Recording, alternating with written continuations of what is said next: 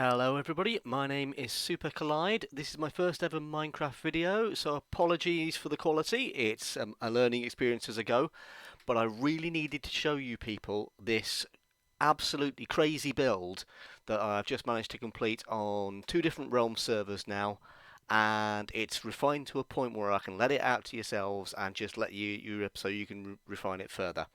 This is a villager trading hall combined with a villager breeder, combined with a zombie spawner farm, combined with an iron farm, and also a glow squid farm. It can be built ridiculously early game, and by that I mean within an hour of beginning on this server, I was busy digging this out.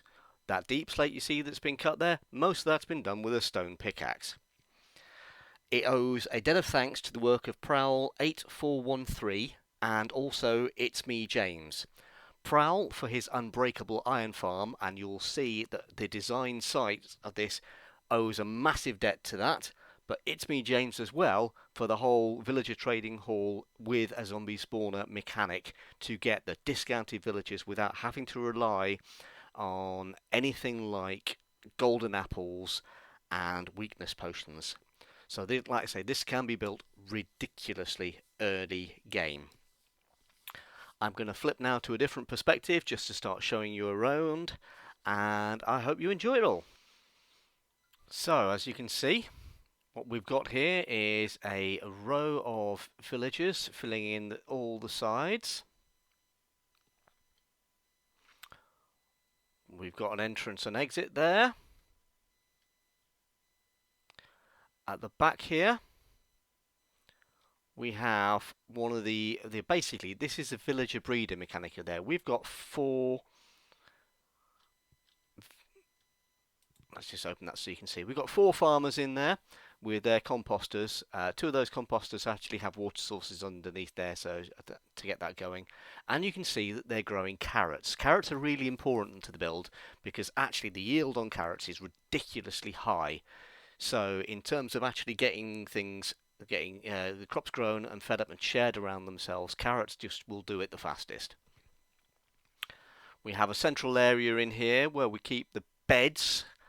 And these have to be nice and high out there. You've got to fence them off though, because they can get to these lower ones, and if they do, they'll go up into the kill chamber, and that'll be that for the villagers. We've also got my tool area there and my chest monster. So we've got a 2x2 kill chamber here in the middle, and we've got a water channel and a zombie spawner up at the top.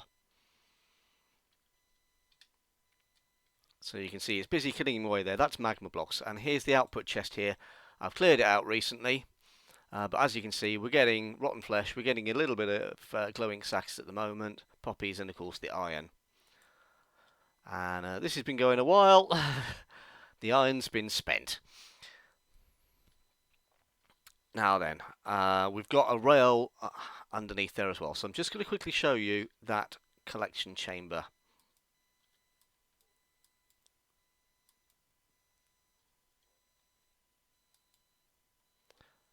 So you can see we've got a minecart running around collecting it. It's going into two different chests either side. It's mostly only collecting in that one, but as you can see, you've got the magma there. So you can do without the magma to start with, because if you build it with this, you can just stand there and manually kill them with a sword.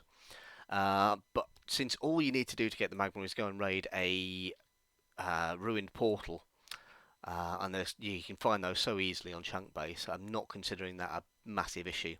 You could also theoretically move that later on to a Trident Killer, but then you're going to have issues when you're not online and the Trident Killer's running. You could end up with that broken. It could end up giving you a few issues. You would end up getting some fantastic rates as well, and all the extra drops that you get from the zombies.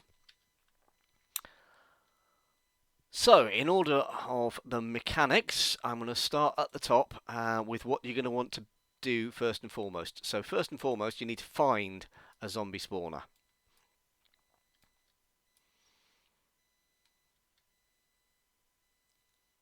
And as you can see here, we've got a zombie spawner there, and we've got a great big water channel here. So just popping a little bit of light here.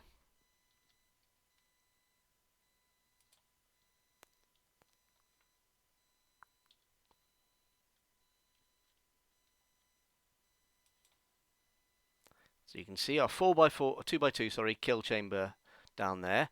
You can see we have iron golem spawning in there. We've got our 4x4 area carved and around that zombie spawner itself. But then what we've got is we've got 8 blocks going out this way. Then we go up, and then we go up 4 blocks.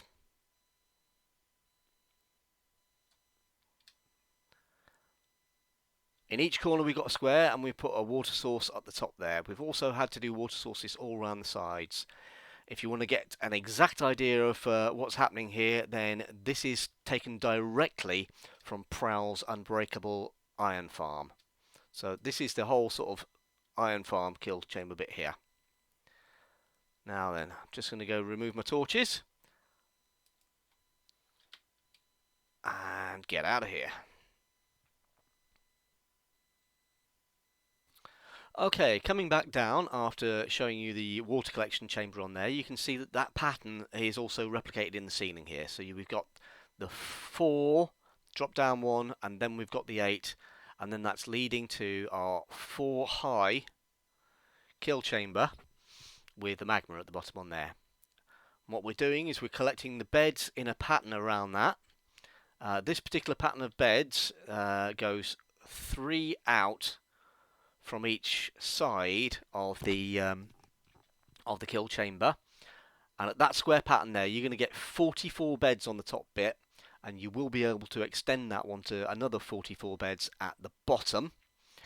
But you do have to be very, very careful. Any villagers getting in there now, once they can get to that second layer, and like I say, they'll be dead. So once you've got your top layer down there, get an entrance sorted and drop in 2 villagers, turn them into farmers, and create this little area here with the composters, 2 bits or 2 source blocks of water with slabs over them, and bingo, they will start gathering those crops and passing the food amongst themselves.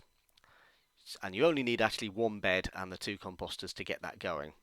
That is the start of your villager breeder, because every single villager in here from this will come from that. And when you start putting loads of bed down, that gets ridiculous. At this point, you're probably still digging this out. I'd recommend basically you dig this area out, dig an entrance and exit, and then only really have a few bits around here that the villagers can run free around. So when you've added more beds, when you've added a 3rd bed there, for example, what you can do is they'll create a baby, and you can just open this lower gate, and the baby will come out and run around like here like crazy and get in your way.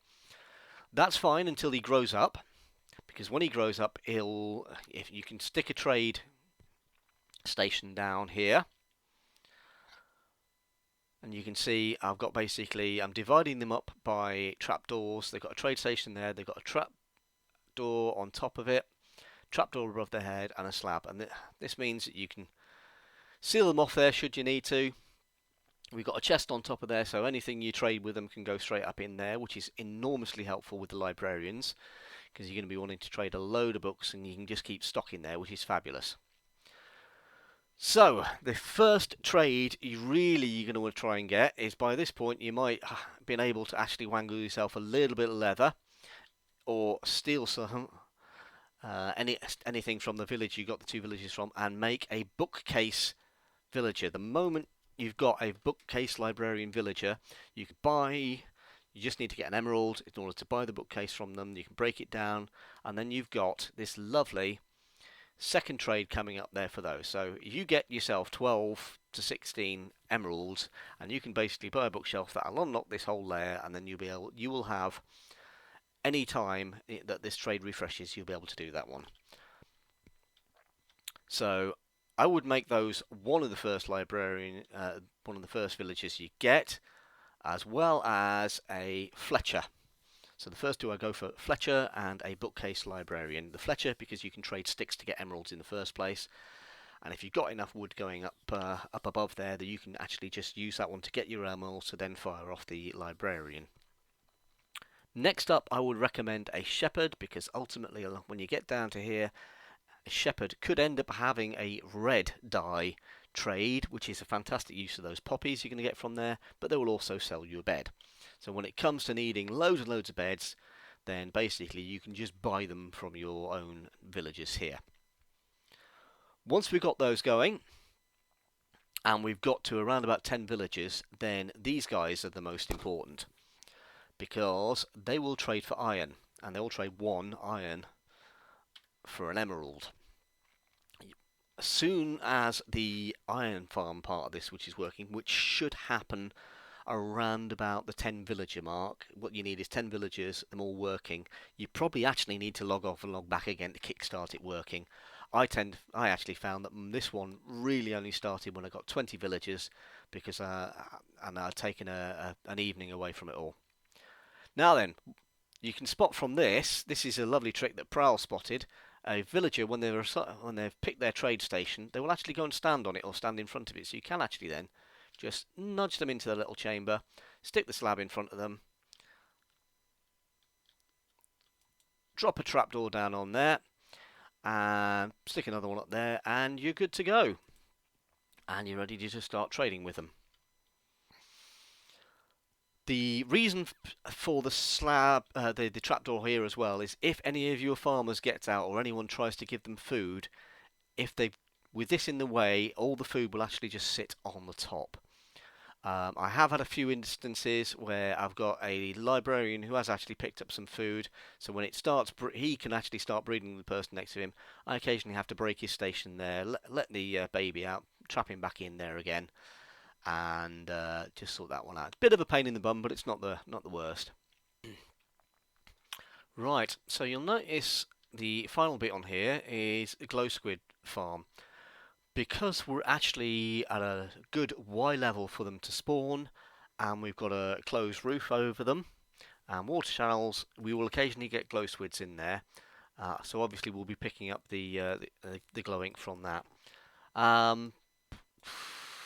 I've probably had a double chest and a half all the time I've been here.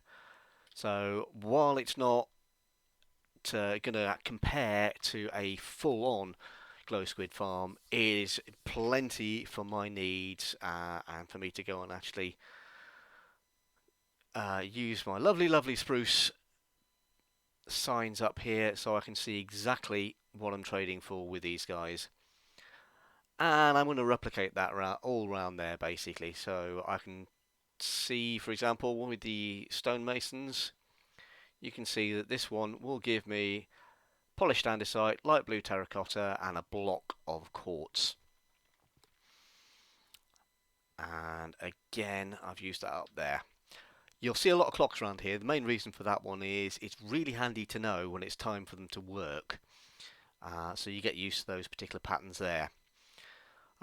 This is my first time doing this. I'm sure I've probably missed something, so please feel free to hit me up in the comments. I can't give you a world download because this is actually on the Cloudcraft Season 2 server. But like I say, the basic mechanic of this is really simple. Zombie spawner, zombies fall into the kill chamber and die. Occasionally a zombie villager will come down there, and when that zombie villager dies, it will actually give a discount in the trade to those villagers there as well. That's it. Thank you ever so much. Take care.